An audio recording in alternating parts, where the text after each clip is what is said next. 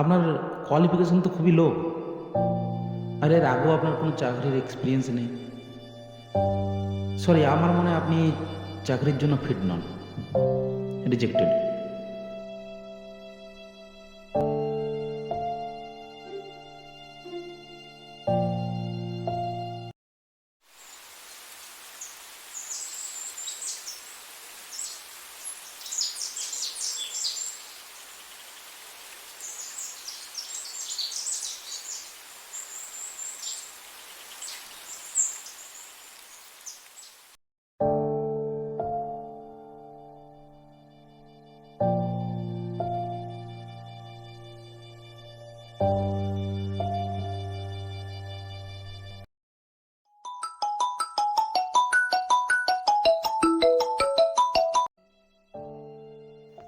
Hello.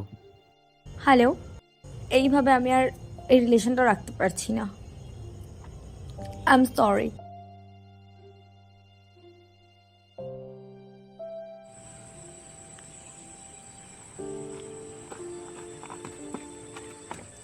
কিরে দোস্ত, এখানে বসে আছিস কেন? কি হলো? আর কিছু না, বল তারপর বল। আজ তোর ইন্টারভিউ ছিল না? কি হলো? Nothing, rejected. তাহলে এরপর তোর মুখটা তো শুকনো শুকনো লাগছে কেন? হ্যাঁ, শুকনোর মধ্যে কি আছে বল? বেকারদের মধ্যে ডিপ্রেশন, ফার্স্ট্রেশন, এছাড়া কি আছে জীবনটা?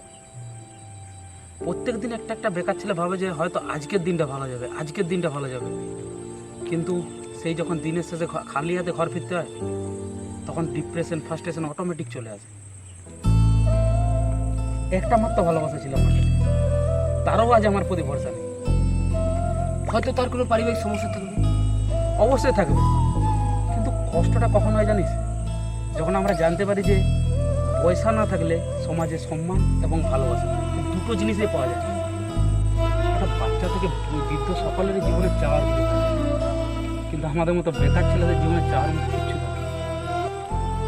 আমাদের মতো বেকাররা জীবনে স্বপ্নকে চোখের সামনে ভাঙতে থাকে। মাঝে মাঝে মনে হয় যে হয়তো এক নিঃশ্বাসে সমস্ত কিছু শেষ করে দেবে, কিন্তু তখন মনে পড়ে যায় খারাপ জন্য তো এত কিছু শুরু করছে। তাহলে তাহলে এরপর এরপর আবার কি? কাল থেকে শুরু আবার সে স্ট্রাগল, আবার চেষ্টা, আবার অফিসে দৌড় করা, চাকরির জন্য খোঁজা। কিন্তু একটা জিনিস অবশ্যই মনে রাখো ভাই, বেকারত্ব মানুষকে সমাজের বাস্তবতাটা শেখায়, বেকারত্ব মানুষকে জীবনের বাস্তবতাটা শেখায়।